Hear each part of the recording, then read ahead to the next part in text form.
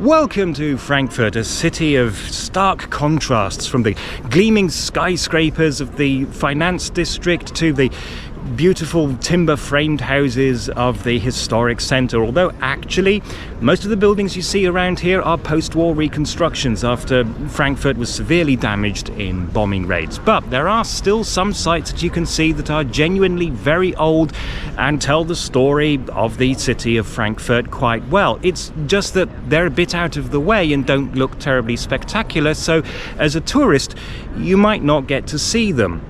But I thought it would be interesting to show you them anyway, and we'll begin by taking a walk to part of the old city wall. And it's roughly that way. It's a brief walk that takes us through the recently reconstructed historic quarter, turning left at St Bartholomew's Church, which is often referred to in English as a cathedral, even though technically it isn't, and into the very untouristy area between there and the main shopping district. We're looking for the road called Fahrgasse, and then, on your right, you should see one of the very few remaining sections of the Staufer Wall. It was originally built in the late 12th century, and it surrounded the city to protect it from raiders. But of course, it wasn't long before the city outgrew the wall, and a new wall had to be built a bit further out. The Staufer Wall was later slowly dismantled, except for this section, which formed part of the perimeter of the Jewish ghetto. In 1711, a fire broke out, destroying nearly all of the 200 houses in the ghetto. The residents, who had lost everything, were forced to repair the wall at their own expense. And in fact, that means I have to confess that, yes, even this is kind of a reconstruction.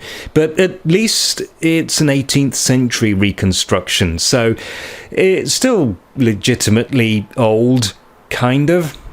From here we're going to walk to Constablerwache and then take a tram to the other side of the river. A short walk down an unattractive but authentic back street takes us to the Constablerwache, where we make our way to the tram stop and wait for the number 18 tram bound for Louisa that will take us to Sachsenhausen. And to be completely clear, this isn't the site of a Nazi concentration camp. That's a different Sachsenhausen, which is just north of Berlin. This Sachsenhausen is a part of Frankfurt on the south bank of the River Main, and since World War II has become a magnet for tourists looking for a traditional German night out, as well as more international experiences of one kind or another. But we're going to do our best to ignore that, because we're after something more medieval. So we're going to get off the tram at Frankensteiner Platz, and I'm sure you'll not forget that name, and we're going to make our way to the Cowherd's Tower. During the 14th century, when Frankfurt was building its new defences, the decision was taken to also build a wall around Sachsenhausen. The Cowherd's Tower, despite its name, was built to give fishermen access to the river. It does have an alternative name, though. It's also known as the Elephant, which, now I come to think about it, makes even less sense. By the 19th century, the fortifications were no longer needed, and were in fact getting in the way, so they were mostly removed. This tower remained, though, and was converted into an apartment for the composer Paul Hindemith. It's now a museum, open for a few hours every Sunday. Our next stop is on the other side of the city, so we're going to take a bus. The bus stop is a short walk that way. Now, let's be honest here, not every part of a city can be beautiful, but at least you're getting a good general overview of the place, warts and all. We're going to be taking the M36 bus, which actually takes us back through Constablerwache, but we're going to stay on it as it takes us round some sharp bends. This is because at this point the roads follow the course of yet another defensive wall, this one built in the late 17th century. It was built not because the city needed more room, but because it needed a more modern system of defences. If you ever see this kind of shape on a city street map, you're probably looking at a Baroque city wall. We're getting off at the Eschenheim Gate, and there, surrounded by traffic, is the Eschenheim Tower. It was built about the same time as the Cowherd's Tower and was to be demolished in the early 19th century along with the rest of the wall.